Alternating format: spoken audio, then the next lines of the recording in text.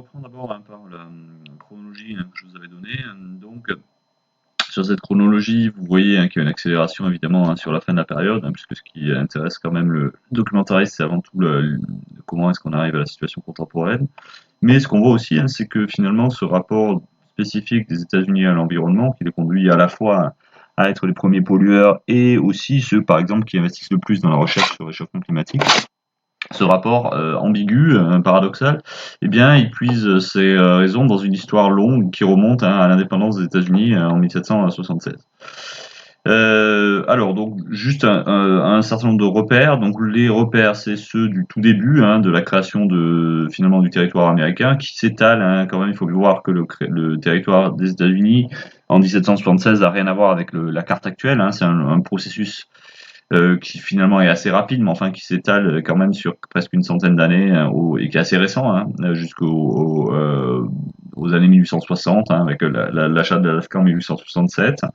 Donc là, il y a toute la constitution du territoire américain, et à peu près à partir du moment où finalement ça s'achève en termes de frontières, on va avoir l'apparition de la première politique spécifiquement américaine de création de parcs. Ça, c'est un des éléments qui caractérise le rapport des États-Unis à la nature, c'est cette politique de création de parcs naturels avec la création du parc du Yosemite ici en 1864. Qui est d'abord donc qui est d'abord au niveau d'un État, au niveau de la Californie, avant qu'on ait un parc national, c'est celui du Yellowstone en 1872. Donc tout ça, il faut le mettre en lien avec la chronologie politique qui est ici, c'est-à-dire celle de la guerre de sécession. On va le revoir. Autre date sur laquelle j'avais insisté, c'était la première finalement prise en charge de cette politique par le président, par la présidence, par l'État fédéral, avec la figure de Theodore Roosevelt, qui est un paradoxe à lui tout seul, qui est assez intéressant, et on peut noter cette visite de 1906, qui est voilà un premier moment où on va dénoncer l'exploitation irréfléchie de la nature, et créer donc des forêts fédérales qui doivent être exploitées rationnellement. Donc c'est ce qui va être l'élément de la politique de conservation qu'on distingue de la préservation du patrimoine naturel américain. Je vous renvoie au polycopier que je vous ai donné par ailleurs. Ok, ensuite, donc, ce sont plusieurs marqueurs. Les marqueurs ensuite que j'avais sélectionnés, c'était donc la première loi écologique américaine. Là, on est dans une chronologie beaucoup plus classique, des années 70, réaction aux excès de la croissance de l'après-guerre, des Trente Glorieuses. Donc, c'est le Cleaner Act, 1963, pardon, et autres éléments importants. Alors là, c'est le premier, mais c'est les observations de Keeling qui vont déboucher sur la mise en évidence du lien entre émissions de CO2 et réchauffement. Donc il va falloir quand même que les relevés s'étalent sur une trentaine d'années pour établir la fameuse courbe de Keeling. Donc là, on voit que c'est une étude qui s'enracine dans une histoire assez ancienne, puisque ça commence en 1958. Bon voilà, ces mesures écologiques vont être prolongées. Vous avez le Wilderness Act, vous avez la création de l'EPA en 1970, on va y revenir. Et puis, bon là, une chronologie politique qui est importante parce qu'elle va correspondre au revirement de la politique américaine, comme on va le revoir. C'est une politique qui ici est de plus en plus internationale, avec le cinquième rapport du GIEC en 2014, qui est un constat sans aucune ambiguïté de la réalité du réchauffement climatique, et l'année qui suit, l'accord de Paris en 2015. Bon, ça c'était simplement des marqueurs, voilà, pour un peu resituer tout ça dans l'histoire. Alors ensuite, je vous avais aussi demandé de définir un certain nombre de termes. Donc là, il y a un terme qui est fondamental, c'est celui de wilderness. Donc on prononce wilderness, wild, vous savez, ça veut dire sauvage en anglais. Wilderness, c'est visiblement un terme qui est traduit, enfin, est emprunté à l'allemand, Wildnis. Donc, qui est vraiment une conception très particulière, un mot intraduisible. C'est ce qui s'oppose à la civilisation, l'espace sauvage, mais avec une dimension qui est une dimension religieuse. C'est-à-dire qu'on va aussi là un petit peu dans une tradition assez ancienne de l'Occident, dans l'espace sauvage, parce qu'on fuit la civilisation et qu'on veut retrouver la pureté, qu'on veut retrouver Dieu. Donc il y a vraiment cette notion qu'on retrouve fortement dans l'imaginaire américain, dans l'imaginaire du western par exemple, qui en fait est théorisé par quelqu'un qui s'appelle David Thoreau au milieu du 19e siècle. Et donc devenir américain, c'est se confronter à cette wilderness, à s'enfoncer finalement dans la vie sauvage pour apprendre à y survivre. Avec cette obsession qu'on retrouve dans le survivalisme actuel, hein, pour cette idée de confrontation à la nature sauvage. Le Sierra Club, donc, justement, c'est une association qui est spécifiquement créée pour maintenir ce rapport, hein, qu'on perçoit en voie de disparition du peuple américain à la wilderness, hein, puisque la caractéristique des Américains, c'est justement de se confronter à cette sauvagerie. Donc, c'est créé par un personnage qui est important, hein, qui est John Muir, hein, qui est un des pères de l'environnementalisme américain actuel. Donc l'EPA, c'est l'Agence de protection de l'environnement, qui est une agence fédérale, hein, c'est-à-dire que c'est l'État, vous savez que les États-Unis c'est un État fédéral avec 50 États, ici il s'agit de l'État fédéral, c'est un peu le FBI de l'environnement si vous préférez, donc il doit surveiller l'application des lois environnementales. Alors, quelques personnages. Donc, celui qu'on va associer à cette idée d'une nature spécifique américaine, c'est Jefferson, donc c'est vraiment un des pères, hein, des États-Unis, hein, un des rédacteurs de la Constitution, qui sera ensuite président, hein. Et donc, il va théoriser, hein, l'idée finalement d'une nature particulière et d'un rapport particulier du peuple américain à sa nature. Donc John Muir, j'en ai déjà parlé, hein, qui va mettre en garde, hein, contre les excès de l'exploitation de la nature et créer donc le Sierra Club avec des relais, hein, qui sont des relais au plus haut niveau, hein, le relais de Theodore Roosevelt, qui est considéré encore actuellement comme le président le plus écologiste, alors que c'était un grand chasseur, hein, mais ça n'a rien de paradoxal, hein, c'est-à-dire que justement il a une vision de la nature comme espace sauvage, on doit s'y confronter par exemple par la chasse, mais du coup il faut aussi la préserver, hein. Alors, il est plutôt là, finalement, dans sa politique, créateur d'une politique plutôt d'exploitation rationnelle, hein, de la forêt, hein, c'est-à-dire que de la nature, c'est-à-dire que si vous coupez tous les arbres, après il n'y a plus rien. Donc c'est pas forcément une défense de la sauvagerie, hein, c'est une autre vision, disons, de l'environnement. Là, je passe à la fin du XXe siècle avec quelqu'un qui va être prix Nobel de la paix, hein, Al Gore, qui va mener le combat contre le réchauffement, qui signe l'accord de Kyoto en 97 en tant que vice-président, donc il était le vice-président de Clinton. Il se présente aux élections en 2000, hein, il y a un zéro qui manque, et il va échouer de peu, hein. Vraiment là, ça s'est joué à peu et l'élection est contestée, hein, il y a eu un problème de comptage de voix en Floride. Mais ça aurait pu être un tournant historique, hein. Donc c'est vraiment quelqu'un qui va porter très fortement cette question du réchauffement climatique, qui est une nouveauté évidemment dans les années 1980-90.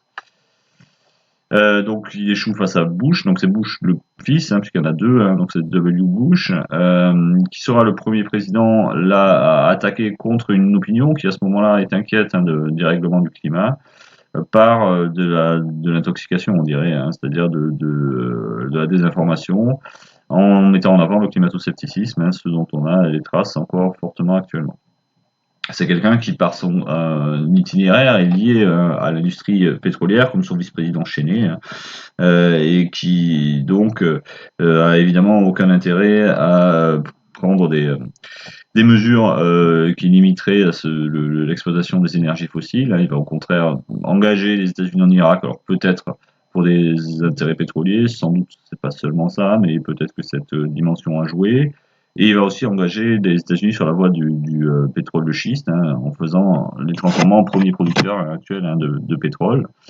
Donc vraiment un virage à 180 degrés par rapport à ce qu'a fait son prédécesseur. Enfin, ce qu'a fait Gore, hein, surtout. Et du coup, les États-Unis, hein, bon, c'était d'abord, hein, c'est pas lui, hein, c'est le Sénat qui a pas ratifié le protocole de Kyoto. Mais Bush, évidemment, est dans cette lignée-là, hein. Les États-Unis donc mettent fin à cette initiative internationale de lutte contre le réchauffement. Je cite Bush, hein, le mode de vie américain n'est pas négociable. Alors, après Bush, on a Obama. Obama, lui, c'est à l'inverse le premier à lancer une politique de lutte contre le réchauffement. Jusqu'ici, il n'y en avait pas, évidemment, puisque c'était trop nouveau. Donc, sous la direction de l'EPA, hein. Donc, c'est à ce titre-là, hein, qui représente une nouveauté. Et son successeur, c'est évidemment Trump. Alors, je l'ai pas, il n'apparaît pas ici. Trump qui qui lui va évidemment contre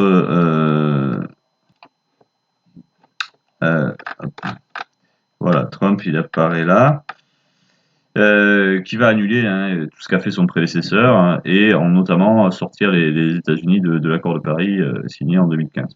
Alors, les dates que j'ai données, c'est avec les chiffres pairs. Vous savez peut-être, aux États-Unis, les élections se déroulent en novembre, mais le président entre en fonction seulement en janvier. Donc, on peut donner soit la date de l'élection, c'est-à-dire c'est les années impaires, soit la date de l'entrée en mandat. Donc là, j'ai donné 2016. 2016, en fait, Trump arrive en 2016, 2020, pas 2022, excusez-moi, je fais une erreur. Trump arrive au pouvoir en janvier 2022, mais les élections ont lieu en fin 2016. Voilà. Alors ensuite, donc je vous avais présenté le documentaire sous forme d'un découpage en 3 grandes phases. Une première phase qui correspond à ce qu'on disait sur Jefferson, c'est-à-dire à l'élaboration d'un modèle spécifique de rapport entre les États-Unis et leur environnement, et ensuite l'évolution jusqu'à aujourd'hui. Donc on a dit que pour les premiers colons dès le XVIIe siècle, les États-Unis, ce qui va devenir les États-Unis, c'est une terre promise, qui est caractérisée aussi par le fait que c'est une terre des extrêmes. Donc il y a des ours, des grizzlies qui sont plus grands qu'ailleurs. Il y a des étendues immenses, il y a des déserts. Enfin bref. Mais c'est un espace qui est vierge, qui est perçu comme, enfin voilà, les Indiens font partie finalement de la faune au même titre que les ours. Donc ils sont donnés, c'est une terre que Dieu a donnée finalement aux colons pour les exploiter. Et c'est une terre qui est exigeante vis-à-vis enfin qui est exigeante vis-à-vis des gens qui viennent l'exploiter, qui se donne pas comme ça, qui se mérite d'une certaine manière, mais qui, eh bien, une fois qu'elle a été exploitée, donne une récompense finalement aux gens qui sont capables de l'exploiter. Donc il y a vraiment cette notion avec un espace qui est aussi un élément de l'identité politique, d'accord. Donc c'est un espace qui est vierge et exploité avec une exploitation qui va être très prédatrice au 19e siècle, c'est-à-dire très destructrice, en particulier vis-à-vis de la forêt. Donc en un siècle, la forêt va être primaire, c'est-à-dire la forêt non entre guillemets non modifiée. On sait maintenant qu'il y a des modifications par les peuples indiens, mais elles sont pas énormes. Va être détruite totalement par l'exploitation des Américains. Donc le constat de cette exploitation va mener à la création des premiers parcs naturels dès le milieu du 19e siècle. Donc là, dit Yosemite et puis Yellowstone, donc qui sont liés vraiment au moment en fait de la ruée vers l'or, donc avec des modes d'exploitation qui sont particulièrement prédateurs, et puis aussi la création donc de barrages qui vont être dénoncés, parce que là il s'agit dans un premier temps de sites particulièrement exceptionnels.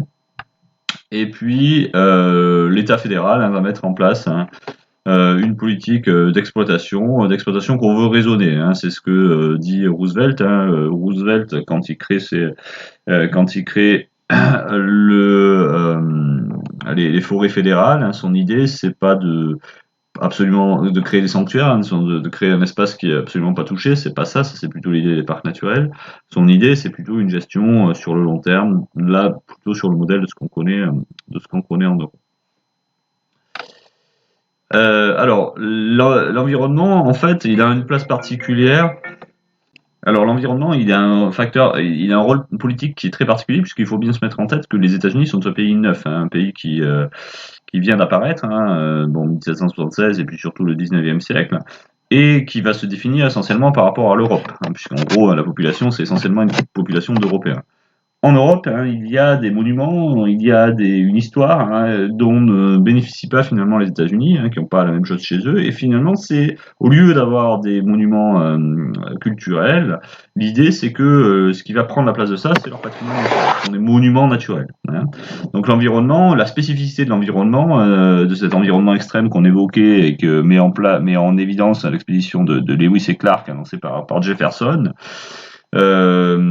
pour montrer que cette nature est robuste et que donc la civilisation est robuste, cet environnement, il a vraiment un rôle fondateur d'identité. C'est l'équivalent, c'est l'équivalent pour nous de notre patrimoine culturel, de nos églises, de nos cathédrales, de tout ce que vous voulez. Voilà. De la même manière, cet environnement doit du coup réunir les Américains qui se sont divisés très fortement pendant la guerre de sécession. C'est pour ça que je vous ai mettez ça sur la chronologie. Le Yosemite, le parc du Yosemite, c'est une création de Lincoln ou le Yellowstone pour que chaque Américain puisse voir la wilderness et donc s'y ressourcer. D'accord. L'idée, c'est aussi évidemment de donner des terres à tout le monde, mais c'est enfin de réunir ce peuple qui s'est déchiré, ça reste la guerre la plus meurtrière de l'histoire américaine, autour d'un environnement commun, autour de ce patrimoine naturel, qui est un patrimoine commun. Donc voilà un petit peu la vision qu'on a de l'environnement au XIXe siècle, avec évidemment donc des excès qui apparaissent à partir, disons, de la fin du XIXe siècle, et donc de l'action de John Muir. Mais il faut vraiment attendre l'après-guerre pour qu'une politique environnementale, au sens où on l'entend nous, soit développée. C'est-à-dire que les premières politiques, on a dit, c'est des politiques qui ont vraiment un rôle identitaire, c'est cette création des parcs. Les premières pollutions qui sont dénoncées, en fait, sont plutôt après la Deuxième Guerre. Donc on est à ce moment d'affirmation très fort de la puissance américaine, qui produit plus de la moitié de la richesse mondiale. C'est le moment donc, du rêve américain. Avec une énergie abondante, avec la voiture. Il y a deux éléments qui sont mis en avant, donc la pollution industrielle, en particulier la pollution de l'air. Les premières lois qui sont prises, c'est les lois le Clean Air Act de Johnson, on va le redire. Et le deuxième élément, c'est la pollution des pesticides, la pollution agricole, avec en particulier le livre de Rachel Carson, Pour qu'un temps silencieux en 1962. Donc on est vraiment à cette époque où on a ce qu'on voit dans le film d'Hitchcock, c'est-à-dire des champs qui sont arrosés par avion, on envoie du DDT, donc ce pesticide qui a été utilisé d'abord en fait dans la guerre du Pacifique contre les Japonais pour empêcher, parce que les soldats américains étaient atteints de maladies, donc on éliminait les insectes, et qui ensuite va être utilisé sur le sol américain. Donc on a ces premiers éléments qui émergent dans les années 60, et très rapidement en fait, là il y a des mesures qui sont prises. Donc les lois environnementales qu'on a déjà évoquées, le Clean Air Act, le Wilderness Act, qui va permettre de transformer en terre fédérale, c'est-à-dire sous l'autorité de l'État fédéral, une surface impressionnante, 450 000 km². Donc c'est une politique qui est menée par l'État fédéral. Donc il y a aussi dans les éléments éventuellement de résistance à cette politique l'idée de s'opposer à l'État fédéral. L'État fédéré, donc le Texas par exemple, va s'opposer à ce qui est perçu comme une intervention abusive de l'État fédéral. Donc ça revoit à tout ce qu'on a dit, il y a toujours une dimension politique évidemment dans les mesures environnementales. C'est à cette occasion qu'on va créer ce qu'on a évoqué tout à l'heure, l'EPA, donc l'Agence de la protection de l'environnement, qui est créée en 1970. Alors, ici, l'environnement, on est toujours un petit peu dans la même idée, c'est-à-dire qu'il s'agit et en particulier dans le Wilderness Act, de maintenir la possibilité pour les Américains de se ressourcer dans des parcs pour finalement ne pas trahir leur nature d'Américains qui vont dans la nature sauvage, alors même que le confort est en train de progresser de manière très, très forte et que mathématiquement les Américains ne sont plus des paysans, mais sont une société tertiaire qui donc a un rapport à l'environnement qui est beaucoup plus lointain. Donc il y a aussi cet environnement un petit peu comme loisir qui émerge à ce moment-là, mais quand même avec l'idée qu'il y a derrière un projet politique, c'est-à-dire de maintenir cette identité américaine propre à travers cette politique de parc. Donc il s'agit là de quelque chose qui fait assez consensus. C'est-à-dire il commence à y avoir, il y a le candidat Goldwater qui fait campagne contre les mesures de protection de l'environnement qui sont perçues, je vous l'ai dit, comme une ingérence, comme une intervention abusive de l'État fédéral, mais globalement tout le monde est à peu près d'accord pour prendre ces mesures. Disons que l'environnement du coup n'est pas un élément de clivage politique, comme il va le devenir par la suite. On s'oppose pas, les camps politiques ne s'opposent pas autour de cette question-là. C'est un candidat républicain, un Nixon, par exemple, qui va créer l'EPA. D'accord. Alors, les choses vont changer dans les années 80. Bon, d'abord parce qu'il y a une menace qui va se préciser de plus en plus clairement, c'est celle du réchauffement climatique, qui se traduit aussi sur le sol américain, qui est un des territoires qui est quand même assez concerné par ce qui se passe, par la multiplication des événements climatiques extrêmes. Les tornades, qui sont une spécificité américaine, liée à leur environnement justement, à la rencontre de deux masses d'air autour des grandes plaines, mais aussi des cyclones. Alors avec un événement qui a particulièrement marqué, qui est le cyclone Katrina en 2005, où il y a eu une catastrophe naturelle où les États-Unis se sont retrouvés finalement en difficulté pour gérer, alors même que bon, c'est la première puissance mondiale, donc on n'aurait pas pensé qu'ils puissent se retrouver mis en difficulté. Autre élément, évidemment, c'est la question des sols, puisqu'on est sur souvent sur la plupart des productions, sur les premiers producteurs mondiaux. Ça, c'est une longue histoire, ça commence dans les années 30. Il y a eu ce phénomène du Dust Bowl, c'est-à-dire l'érosion des sols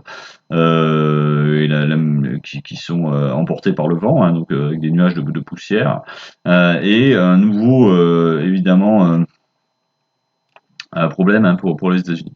Bon, il faut aussi dire que le contexte économique a changé entre l'époque de Nixon et l'époque qui va suivre, avec le choc pétrolier, avec la question de l'énergie qui va devenir une préoccupation de premier ordre. Alors ici, on va du coup avoir quelque chose qui, au lieu d'être rassembleur, comme ça avait été le cas ici, va devenir diviseur. Et avec en particulier l'hésitation entre deux politiques. D'un côté, un engagement dans des accords internationaux, donc le protocole de Kyoto en 97, les accords de Paris en 2015, et de l'autre côté, un choix de l'exploitation qui est plutôt porté par le camp républicain, mais finalement aussi parfois par le camp démocrate. Le pétrole schiste n'a pas vraiment été remis en cause par Obama, par exemple. Du coup, une opposition politique qui va être très forte sur ces questions-là. Là, c'est une question qui va devenir tout à fait centrale. L'idée qu'on puisse taxer, par exemple, le pétrole rend fou furieux une partie de l'électorat américain. C'est ce que proposait de faire Clinton dans les années 90. Donc les Américains refusent, ils sont fous de rage, donc Clinton va reculer, les républicains vont progressivement l'emporter, et on l'a dit, mettre en place aussi un discours qui est un discours climato-sceptique, malgré les rapports du GIEC qui se multiplient. Si Gore a signé le protocole, le Sénat, lui, a refusé. Et donc là, le lien va se distendre, en fait, en disant que le discours habituel sur le mode de vie américain va prendre deux options opposées. Donc une qui insiste sur la liberté. Donc du coup, comme l'Amérique et les États-Unis sont le pays de la liberté, pas question d'avoir des contraintes qui viendraient d'une politique environnementale. L'autre qui insiste plutôt sur le lien entre les États-Unis et leur environnement. Les États-Unis sont le lieu où l'environnement est préservé, et donc il faut mettre en place des politiques de protection. Donc voilà un discours qui est ambigu, dont on a essayé ici de montrer la profondeur historique. Je vous renvoie pour la suite au polycopier que je vous ai donné.